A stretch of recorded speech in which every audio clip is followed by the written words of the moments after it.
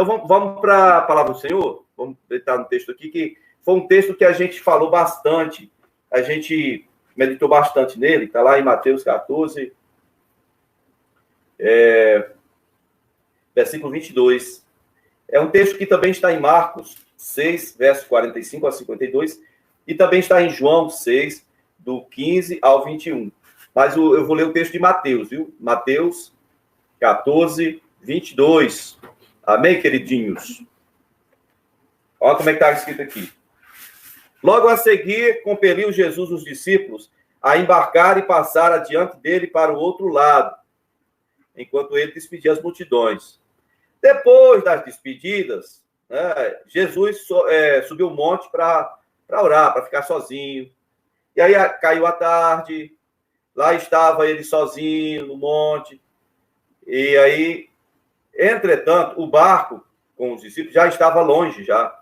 O Mar da Galileia é um lago grande, né, de água doce, é enorme. Ele tem 32 quilômetros de extensão por 26. Então, veja bem, o barco já estava longe, muitos estádios da terra, açoitado pelas ondas, porque o vento lhes era contrário. Aí, na quarta vigília da noite, vamos devagar. Quarta vigília qual é? A primeira é de 6 às 9, a segunda, de 9 às 12, a terceira, de 12 às 3, a quarta vigília é das 3 às 6 da manhã. Ou seja, Jesus tirou bem pouquinho tempo para orar, né? Porque ele subiu o monte ao cair da tarde. E agora está na quarta vigília da noite. Na quarta vigília da noite, Jesus foi ter com eles andando por sobre o mar. Veja bem. E os discípulos, ao verem-no andando sobre as águas, ficaram aterrados e gritaram: é um fantasma! E todos ficaram tomados de medo, gritaram. Imagine os homens barbudos daquele corajoso, né? Toda a vida. Tem mais coragem que os gladiadores romanos lá, gritando de pavor, né? É um fantasma, é um fantasma. Aí Jesus imediatamente lhes disse: tenha calma, tenha bom ânimo, sou eu, não tenho medo, sou eu. Aí Pedro responde: se és tu, Senhor, manda-me ir ter contigo por sobre as águas. Pedro podia ter ficado calado. Olha o que ele disse. E aí Jesus disse: vem! Lá vai Pedro. Pedro desce do barco. Pedro andando por sobre as águas. E Pedro caminhando em direção a Jesus. Se bem que Jesus era só um vulto, viu? No escuro ainda, era só um vulto ali. Aí Pedro começa a reparar na força do vento e das ondas, né? Ele teve medo. E ele teve medo quando ele começou a reparar na força do vento e das ondas. E aí ele começou a afundar, a submergir. Não foi um negócio que ele desceu de uma vez, não. Olha. Começando a submergir, ele viu que cada passo que ele dava, ele ia descendo mais. E aí ele começa a gritar. Ele gritou: salva-me, Senhor! E aí, prontamente, ou seja, é como se o Senhor tivesse pulado, vindo da velocidade da luz, já estendeu a mão para Pedro ali e não permitiu que ele afundasse, que ele submergisse. E a questão que Jesus fala com ele é: homem de pequena fé, por que duvidaste? Medo e dúvida fazem a gente afundar.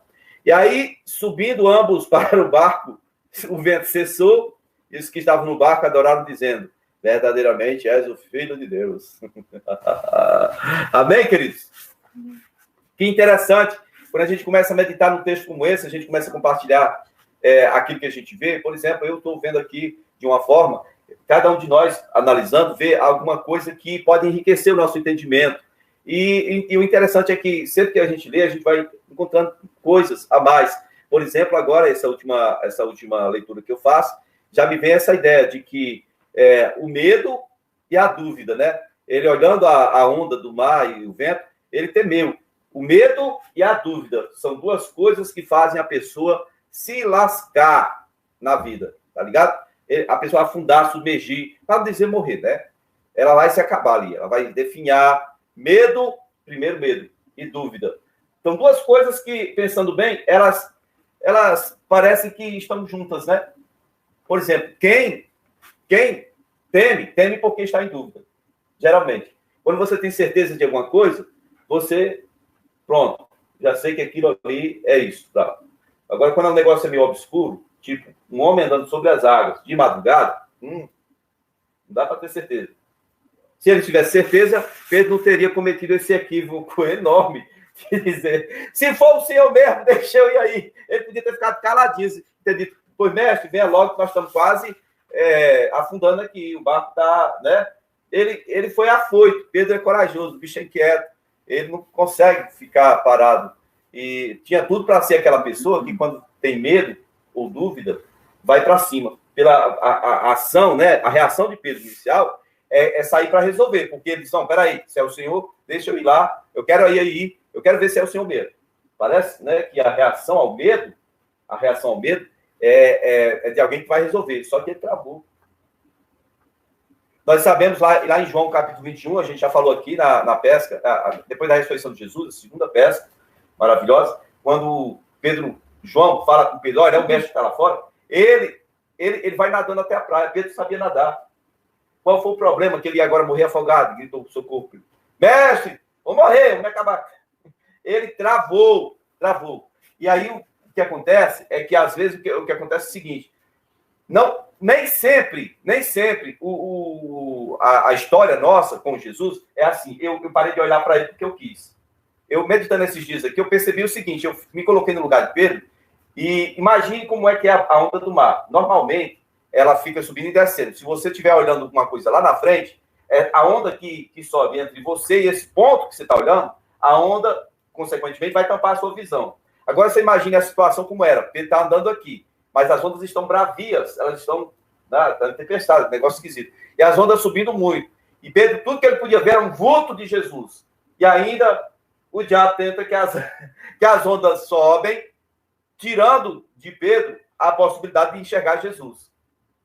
Se a onda sobe e ele está querendo ver Jesus, ele fica agoniado. O que ele vê entre ele e Jesus? Ele só vê pânico, desespero, dúvida. Será que é Jesus? E agora? Ele sumiu. Eu não estou mais vendo. Tudo que ele vê é a onda e no escuro. E isso causou pânico, causou medo e ele travou. Tadinho. Né? Fala, amor. Uma coisa que eu observei, né, quando você falou que ainda estava escuro e realmente não dava para ver Jesus ainda. E eu observei que quando você está numa treva muito profunda, você não consegue ver claramente, né? Você não consegue ter essa lucidez de ver Jesus claramente, porque realmente você está dentro, envolto numa treva muito profunda. Então, você vê o que está mais perto de você, você vê aquilo que realmente está te causando medo, e só que uma coisa fica bem clara nesse texto. Mesmo Pedro oscilando, mesmo Pedro tendo medo, mesmo ele pensando, vou afundar agora, Jesus está lá presente. Socorreu, né? E socorre imediatamente. Né? Então, seja qual for a treva que a gente se encontre, né? A situação que a gente se encontre, e que a gente não esteja conseguindo ver com clareza a presença do Senhor, mas Ele está lá e Ele está pronto para socorrer. Outra coisa, ele nunca vai parar de se mover, porque ele devia estar numa comunhão muito gostosa, para ficar da tarde, cair da tarde, até as 3, 4 horas da manhã, orando. Ele estava numa comunhão muito gostosa, mas ele, lá de onde ele estava, ele percebeu que os discípulos estavam em perigo.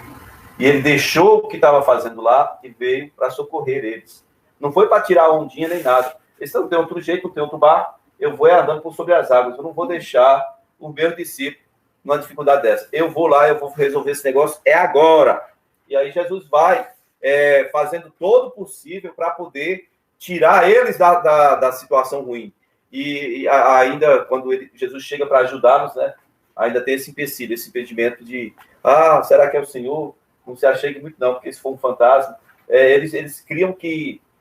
Tinha uma crença, né? Eles tinham uma crença que, tipo assim, você tá pescando lá, aí você vê um homem andando sobre um fantasma lá, consequentemente, você vai morrer afogado.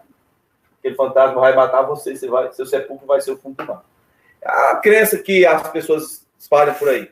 Também a questão do Pedro ter sido impedido de ficar com os olhos lá, a gente atribui a Pedro a falta, né? Diz assim, é porque ele parou de olhar para Jesus e ficou olhando o vento e as ondas. E eu identifiquei esse problema. O problema não foi Pedro. O problema foi o mar. O problema foi o mar que estava revolto. O problema foi também o quê? As trevas. Não foi Pedro. Se ele desceu do barco, se ele estava andando sobre as águas, ele sabia que na hora que ele tirasse os olhos de Jesus, ele ia afundar. Ele sabia. E ele precisava, era exatamente disso, manter firme o olhar naquele vulto que dizia que era Jesus. Ele precisava manter-se. E o diabo da onda foi entrar no meio. Aí, bom, quebrou aquele vínculo, né? Aquela fé de Pedro. Ele acreditava que ia chegar até onde estava Jesus, porque ele estava vendo Jesus. Mas no que as ondas começaram a interferir na visão que ele tinha de Jesus, ou do vulto de Jesus, aí pronto. Ele só tinha um vulto. E aí quando a onda sobe, agora o que ele tem?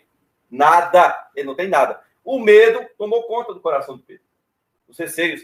Quando ele não vê nada, e passa mil coisas na cabeça. Vamos fazer uma conjectura aqui, vamos fazer suposições aqui. Vamos supor que na hora que a onda sobe, ele não vê mais aquele vulto que ele pensava ser Jesus.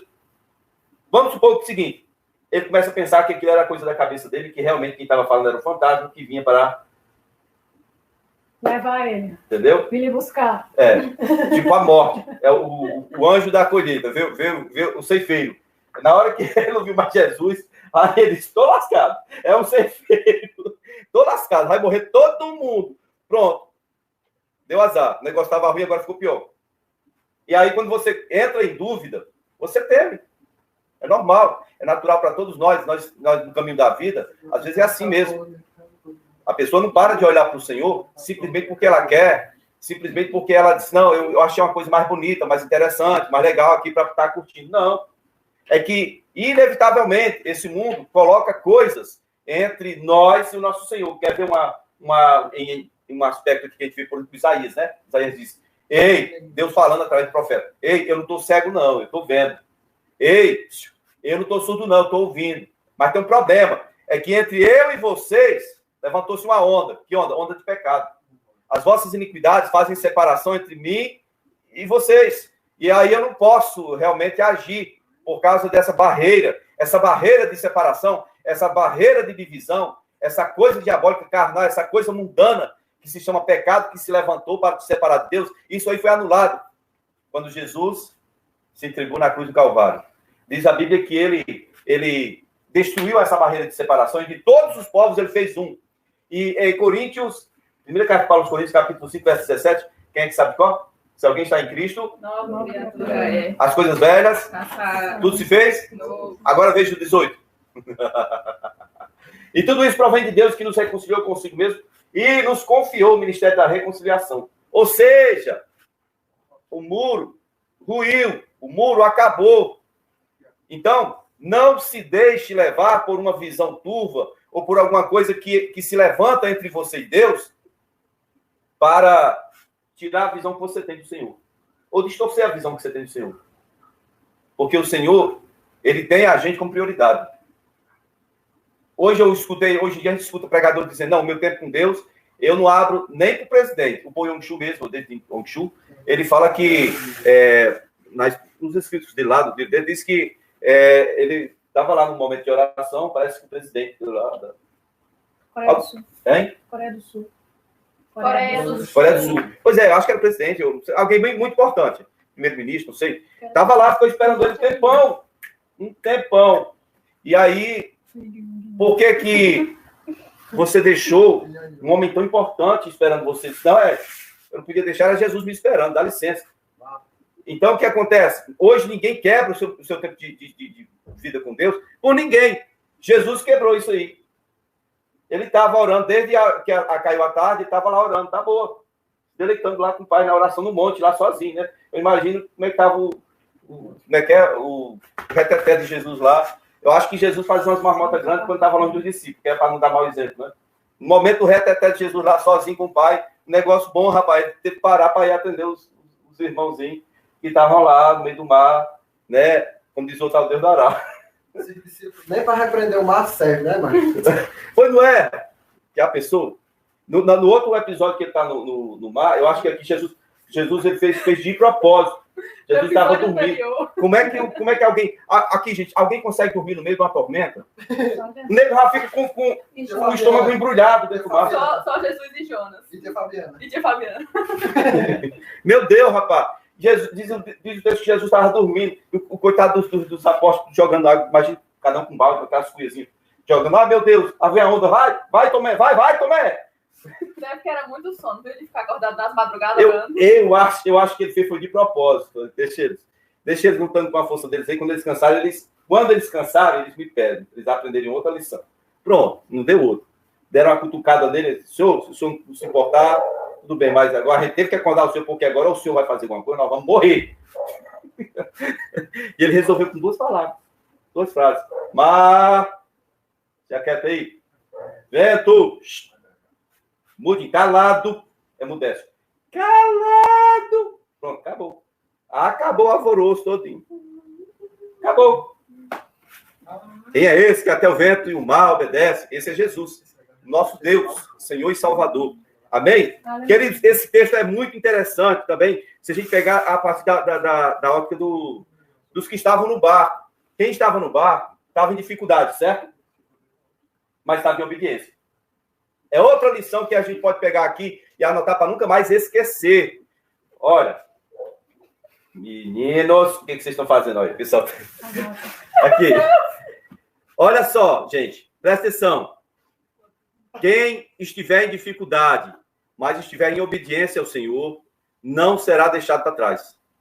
A palavra diz que foi Jesus que mandou eles irem. Jesus disse, olha, entra no barco, vão, depois eu vou. Ninguém questionou, mas mestre, não vai ter outro barco para levar o Senhor. Ninguém questionou nada, não. E os discípulos já estavam disciplinados. Eles já entendiam o que era uma ordem. Jesus deu uma ordem para eles. Vocês vão entrar no barco e passam para o outro lado. Pronto, acabou.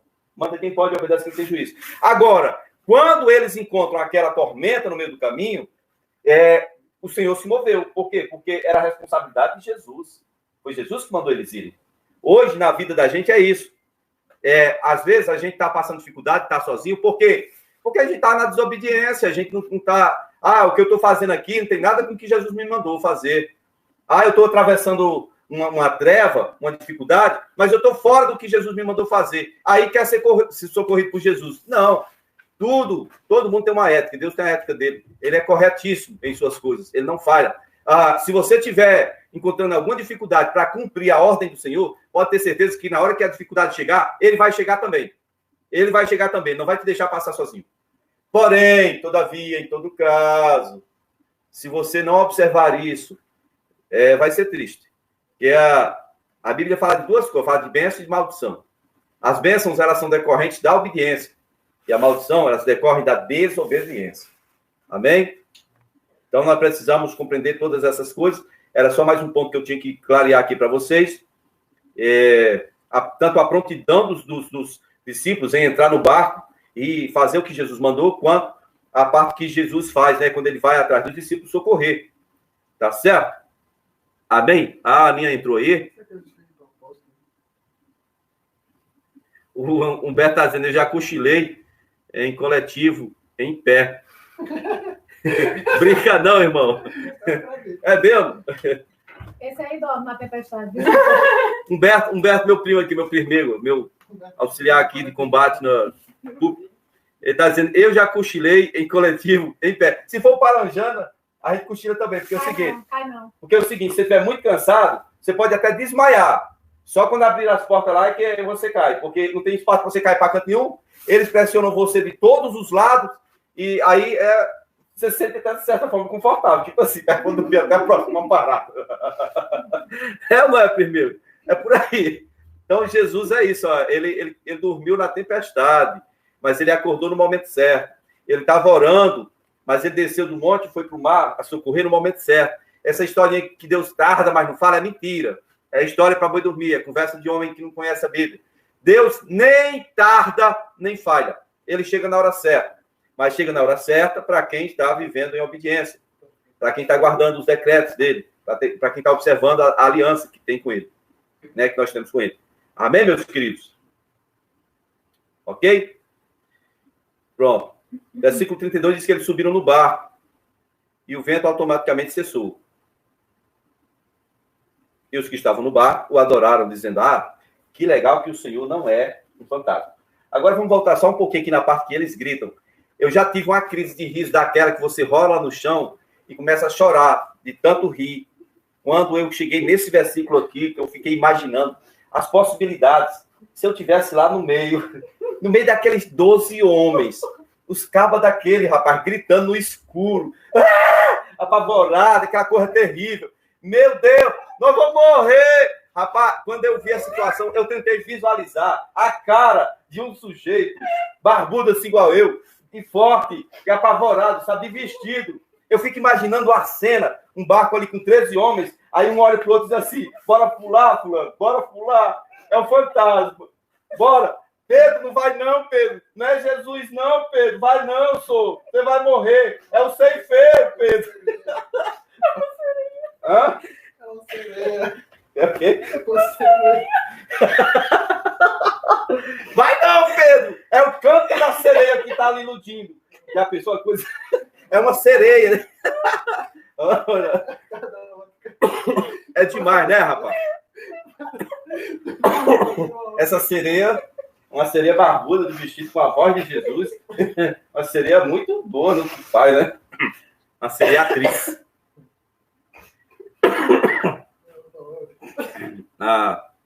Muito bem. Matias 2, mas acho que não surpreende ninguém. Eu não entendi o Matias falou. Ele está dizendo que ele também dorme. Matias também dorme em pé, né? É nóis. Se eu ficar umas 50 horas sem dormir, é capaz que eu também consigo. Prensado no meio, morro de gente. Matias dormiu de joelho na vigília. Hein? Matias dormiu de joelho na vigília. Lá na Mendes Maia. Não é brincadeira, não. Outra cena de pavor. É pavor. Parecida com essa. Ressurreição. Meu Deus. O Senhor aparece no meio lá, tudo trancado, ficava com medo de morrer. Jesus chega e, Pai, seja convosco. Ora, paz. Paz o quê, rapaz? Olha, os buracos que tinha ficaram tudo entupidos. Os virtuos. Já tá isso, mas você tava morto. Eu tô ficando doido, né? Você já imaginou, rapaz? Tem gente que gosta de tirar onda com as coisas da Bíblia. A Bíblia não fala o que Tomé estava fazendo, né? Realmente, Tomé não estava lá. Mas tem uns que dizem assim, rapaz, Tomé saiu, foi para cagar. E aí, quando chegou, Jesus tinha ido embora. Não, mas ele não sabia, né? Ele não estava lá quando Jesus apareceu. Então, esse negócio de ter saído. Eu imagino que o Tomé, se ele estivesse lá, ele ia ter dificuldade de crer, mesmo vendo. Porque, olha, Tomé é o mesmo que quando Jesus disse que ia ressuscitar Lázaro, né? Jesus estava afastado de Jerusalém, porque ele nem podia mais entrar publicamente em Jerusalém. A negada queria pegar Jesus para matar. Aí Jesus disse, não, Lázaro está dormindo, mas nós vamos despertá-lo. E aí, Senhor, se ele está dormindo, deixe quieto, né? Ele não pode ir para lá, que eles vão te prender, deixa ele quieto. Aí Jesus fala claramente com ele, Lázaro morreu, eu vou lá despertá-lo. Aí, sabe o que o Tiago diz, o Tomé diz, o Dídimo? Vamos também com ele para nós morrermos. Vamos com ele para nós morrermos. Quer dizer, o cara faz umas declarações assim de que... É por isso que ele ganhou esse nome, essa característica, São Tomé, que só crê naquilo que vê. Né? Pois é. Então, queridos, é isso. Jesus, a moral da história toda que é essa. Jesus, ele assume os compromissos com a gente, ele não falha, ele nunca falha. Jesus não falha. Se ele te mandar entrar no barco e ir, pode ter certeza que toda dificuldade que você tiver lá naquele barco, no barco que ele mandou você ir, é responsabilidade dele. É responsabilidade dele, ele vai resolver sim. Se você é uma pessoa chamada por ele para cumprir um propósito dele, se você tem recebido dele, né, uma ordenança, e você está vivendo para essa ordenança, pode ter certeza que todas as dificuldades que você passar são responsabilidade dele, e ele irá resolver para você. Mas, porém, não queira viver de forma que ele não seja glorificado, não queira realmente, assim, tipo, negar o seu chamado ou negar a sua obediência ao Senhor, porque não vai acabar bem, não vai acabar bem. Tipo assim, ele tem uma aliança conosco, nós temos aliança com ele, mas temos que observar os termos dessa aliança. O resto é diversão ou choro. Mas tanto diversão quanto choro é vida. Tem gente pensando que Deus vai dar uma vida sem problema. Não existe isso em canto nenhum. O Senhor não falou que a gente não ia passar por tribulação, por problema, não. O que ele falou é que ele estaria ali, como ele apareceu ali no momento que os discípulos mais precisaram. Porque tem uma aliança, tem um compromisso ali firmado. Né? Então não existe esse negócio de vida que, sem problema, não existe. Mas aqui não, é na glória. Tá? No céu lá não tem choro, não tem ranger de dente, nem nada não. Nem doença, nem nada. Lá é outro papo. Mas aqui, a vida aqui, é isso aí mesmo. É choro e riso, tá? É dia e noite, é frio e quente. É isso aí, cara. A vida é um universo de coisas acontecendo ao mesmo tempo e coisas que coexistem e estão ligadas umas às outras. Causa e consequência. E assim por diante. O que interessa e o que importa mais é o final, no final. O que realmente funcionou, o que nós recebemos de valores eternos, o que angariamos, o que nós temos para levar e apresentar diante do Senhor. Como nós temos gastado o tempo da nossa vida. Como nós estamos vivendo o tempo que nos resta. A Bíblia fala para nós aprendermos a contar os nossos dias de forma que alcancemos corações sábios. Tem gente que nem contando os dias consegue se tocar que a vida é passageira. Tem gente que mesmo contando os dias não consegue contar de forma que alcance coração sábio. Às vezes tem gente que conta os dias e ao invés de ficar mais sábio, fica mais tolo. Diz assim, olha, se a pessoa disse que ainda vai viver 70 anos, eu ainda tenho ainda 20 anos para curtir. Ai, Deus, não. No último momento, se der certo, a gente se acerta.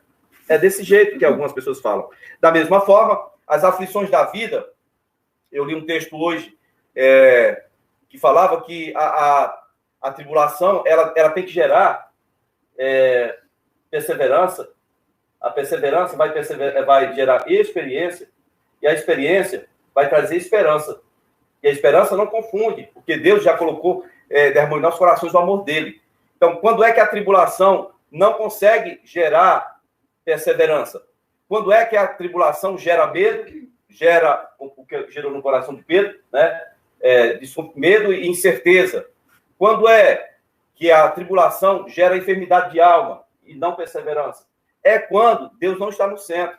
É quando eu tenho a tendência de querer estar no centro, de querer focar o problema e eu mesmo resolver. É quando eu não aprendo a me esconder em Deus. A tribulação está aí? Tá. Onde é que eu tenho que estar? No meio? Não, me esconder. Buscar o Senhor. Amém? E ela sempre vai vir, sempre. Eu tenho que aprender a me esconder em Deus. O troço é mais forte do que eu. Você vê aí o negócio da onda? Como é que Pedro ia impedir a onda de ocultar a visão dele? É mais forte que ele. Ele só tem que se resguardar em Deus. Ele só tinha que olhar para aquela onda e dizer, ela vai baixar, e quando ela baixar, eu vou ver o Senhor de novo. Mas não. Ele endoidou, pirou o cabeção. Pronto, ficou com medo, entrou em dúvida e desespero tomou conta. Problema de alma. Até certa parte do caminho, ele estava sendo guiado pelo Senhor, pela presença, pelo Espírito do Senhor. Na hora que a onda tirou a visão que ele tinha, pronto, endoidou. E aí ele passou a ser guiado pelos impulsos da alma dele. Muitos irmãos são assim. Começa muito bem, tá aí, eu vejo, Senhor, vejo, Senhor. Já viu essa música? Exaltado na adoração. Já vi, é antiga. Suas vestes reais, este o templo. Legal. Isaías 6. Bom, o que acontece? Você começa vendo o Senhor em comunhão. Só que acontecem coisas que tiram a visão que você tem, e aí, de repente, você passa a ser guiado por sua alma. E a sua alma só vai te guiar para o buraco. Depressão, medo, ansiedade, todos os problemas de alma se manifestam e aí te prendem, te colocam cativo. E aí esses problemas dizem para você, ei, eu vou te matar. Se você não tiver força suficiente para clamar por Jesus, tu morre mesmo. Então, queridos, é isso. Guarde isso no seu coração. Guarde isso em seu coração. Nem tudo era a vontade de Pedro, ele afundar ou perder a visão que tinha do Senhor, não. Não era a vontade dele. Mas coisas inesperadas acontecem. E o que nós podemos fazer é não perder.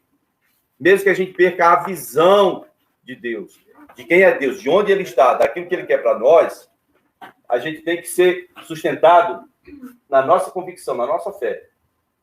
Ele podia olhar para a palavra que Jesus deu e disse, não, quem está ali é Jesus mesmo, porque se não fosse Jesus, eu não podia estar andando sobre as águas. Ele podia se apoiar sobre aquilo, a experiência que ele já tinha. Como diz, a tribulação produz o quê? Perseverança. Perseverança. O que é perseverar? O que é perseverar? Produz fé e a fé é perseverança, né? Não, é perseverança mesmo. Começa o texto lá, eu acho que não sei se é Romanos 5, versículo 3 ao 5.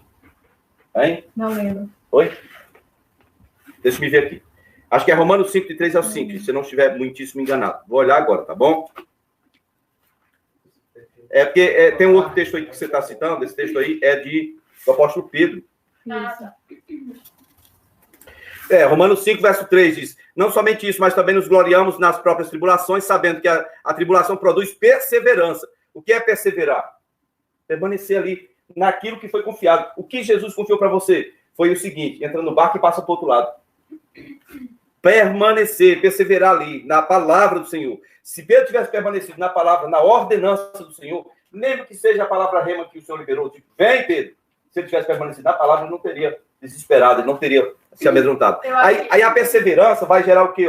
Olha, a perseverança vai gerar o quê? Experiência. Porque se eu sou perseverante, eu vou ter mais experiências para contar, mais assunto para contar, mais tempo de vida com Deus. Isso vai aumentar a minha experiência. A experiência vai te levar para outro ponto, que é a esperança. Como assim? Eu falei até com o pessoal que estava na sala de oração. Como é que é isso? Espera aí. Que esperança? Vai aumentar a minha esperança? Sim. Vamos supor aqui que o Asaf também é perseverante, mas eu venci 30 combates, ele só venceu 5. Tá certo? Então, vai acontecer o quê? Ele vai ser perseverante como eu, mas vai ter que dar os mesmos passos. A perseverança vai aumentar a sua experiência. Eu tenho mais experiência do que ele. Eu já venci 30 combates. Logo, a minha esperança é maior do que a dele. Porque com 5 combates que ele ganhou, ele pode ainda estar pensando, rapaz, será que no próximo eu vou ter vitória? Eu já tive 5, eu sou invicto, nunca perdi um combate. Mas só são 5. Será que Deus vai me atender? Será que ele vai me dar vitória? Mas eu já estou com 30 vitórias, Deus nunca me deixou perder uma, eu já tenho mais esperança. Mais experiência, mais esperança. E eu vou dizer para mim mesmo, com certeza, a 31ª vitória está vindo aí. Então, eu já passo a ver a tribulação vindo, eu já passo a ver uma forma de Deus ser glorificado, e eu já passo a dizer, ali não está vindo um inimigo forte, o que está vindo é mais uma vitória para mim. O que está vindo é mais uma vitória da parte de Deus para mim. E aí, o último ponto, olha, né, a perseverança vai trazer o quê? Experiência. A experiência traz esperança, e a esperança vai trazer... porque esses quadrinhos aqui não deixam a gente entender. A esperança não confunde, não vai trazer confusão. Qual é a diferença entre esperança e fé? É que até no ponto de esperança, você ainda tem confusão ainda. No caso de Pedro, Pedro tinha esperança, que fosse Jesus. Mas ele não estava convicto. A diferença entre esperança e Jesus e a fé tem a ver com esse caso de Pedro. Ele tinha esperança que fosse Jesus, mas ele estava na dúvida. Porque se não tivesse na dúvida, ele não teria dito, se é o Senhor, deixa eu ir. E ele não foi com fé, ele foi por esperança. Já tinha experiência, tá? Mas aí ele não... Essa esperança que está falando aqui não confunde, ou seja, é uma coisa convicta. Essa esperança se torna fé. E o que é fé? Hebreus 11:1, né? A fé é o firme fundamento das coisas que se esperam e a convicção de fatos que não se veem. Ou seja, se Pedro tivesse baseado a atitude dele em fé, ele podia não estar vendo o mestre. Mas ele ia estar convicto que era o mestre. Ele não ia se apavorar. Porque ele sabia que se ele precisasse do mestre, o mestre iria socorrer. Bom, essa é a grande diferença entre esperança e fé. É o ponto em que você vai subindo degraus. Tribulação vem, ok. A tribulação vai fazer eu ser perseverante. A perseverança vai aumentar a minha experiência. A experiência vai aumentar a minha esperança. E essa esperança que eu tenho no andar com Deus, ela se transforma em fé inabalável. Inabalável. Amém? É o versículo 6, que diz 5, que diz que a esperança não confunde, porque o Senhor já derramou em nossos corações, né, o amor dele pelo Espírito Santo, que foi otorgado para nós. Ok, meus queridos e queridas? Você ia dizer o quê, mulher? Esqueci! Pois é isto, meus povos e minhas povas. Deixa eu falar aqui uma coisa que estão comentando aqui, peraí. A Aninha, né? A nossa família não precisa de muita coisa para dormir. A irmã da Fabi, a Aninha Araújo, a irmã da Fabiana. Muito bem. Pois é, rapaz. Não, qualquer um que estiver cansado, dorme mesmo. Mas o pessoal ficou gravando, foi a história de Jesus dormindo. Na outra história, né? Que a gente citou aqui, a gente não leu o texto, mas citou. Jesus estava dormindo no meio da tempestade. Foi quando ele ia atravessar o mar, no sentido dos Gadarenos, ia para a terra dos Gadarenos. Lá, antes dele expulsar aquele demônio lá, né? Aquela legião, tá certo? Aí Jesus estava dormindo, ó. Pois é. Dessa vez ele estava orando. Tá certo? É isso aí. Eu não sei que aflição é pior. Se é o fato deles estarem no barco, no meio de uma tormenta, sabendo que Jesus ficou lá do outro lado, e na cabecinha deles, eles estarem dizendo, poxa vida, O mestre precisa saber que nós vamos tudo morrer aqui, mas ele está tão longe, tadinho. Não vai ficar nem sabendo que nós morremos. Se eu fosse Pedro, no primeiro passo que eu desse, que eu visse que firmou, a carreira era grande até Jesus. Chegasse lá, fosse uma sereia, ficava só um racho de merda, né? Não, mas... Volta. Na hora que eu dei o passo na água, que firmou, chegar ligeiro. É verdade, tinha que ser ligeiro mesmo, filhote. Eu acho que pode estar Mas relacionado. também pensar em ter medo. E pode estar relacionado ao temperamento também, porque muitas pessoas só sabem, só funcionam quando estão caminhando. Quando é forçada a parar, para ela acabou ali, né? Tipo quando você está andando no escuro. Você anda de boa no escuro, quando você sabe onde você vai chegar, quando você vê onde você vai chegar. Mas quando você ficar esperando alguém no escuro, ninguém quer, né? Porque você começa a ver, ouvir sons, a imaginar coisas. O próprio escuro, ele tem esse poder de despertar o que tem de pior em você. Você fica doido com... Eu, por exemplo, quando eu tomo susto, eu fico com medo de alguma coisa escuro, a minha tendência é ir para cima, partir para cima. Eu sempre conto o caso que eu estava com a Azaf vindo, o carro quebrou, a gente voltando lá do São Vicente, Simonese, lá para dentro, lá, voltando, era São Vicente, voltando a pé, e aí eu vi quando o animal, eu vi o olho de fogo lá do animal, e rosnou. E aí eu fiquei tentando iludir o Azaf, que ele era pequenininho, e eu, para ele não ficar apavorado, eu tentei fazer assim, eu falei assim, a Azaf disse, pai, o que é isso aí? Aí eu disse assim, só as folhas de bananeira, não sei o que, algum macacozinho, tem algum macaco, alguma coisa. Peguei ele. E talvez fosse, você tá com Peguei, não, o urro que o bicho deu lá, não era macaco, não, era um bicho quando eu vi a altura que estava o olho do bicho lá, porque assim, a gente ia na estrada, aí tem um barranco, e ele estava lá, uma bananeira lá, um cafezal, não sei. Eu sei que eu peguei o Azaf, eu lembrei da história que os animais selvagens, eles só atacam, pelo menos alguns, né? As renas, né? Renas, hienas. Rena de Papai Noel. As hienas, que são de bandos, eles só atacam se for muito baixinho. Eu peguei o Azaf, coloquei nos meus ombros, e aí saí assim, segurando o Azaf, procurando, chutando, procurando, até achar um pau de cerca. Quando eu achei o pau de cerca, eu acho que quebrei a cerca, eu estava tão nervoso, que eu não sei nem que era aquela cerca, mas eu quebrei o pau de cerca, o pau assim, da altura do meu ombro para baixo, e vim com o pau. Rapaz, se vier pro lado daqui, vai ter nem perigo, eu dar uma cacetada grande, entendeu? Mas assim, a minha ideia, eu estando sozinho, eu ia partir para cima. Eu ia partir para cima igual ele. Porque o medo, o escuro faz isso. Tipo assim, você não sabe de onde é que está vindo o perigo. Eu tanto fazia abrir bem o olho ou fechar, estava tão escuro.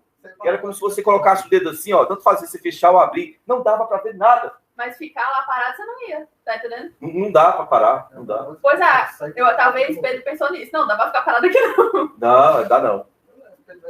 Bom, dizia o irmão X10, Filho. Bom, é verdade mesmo, dá para ficar parado não. Tá? É isso aí, queridos.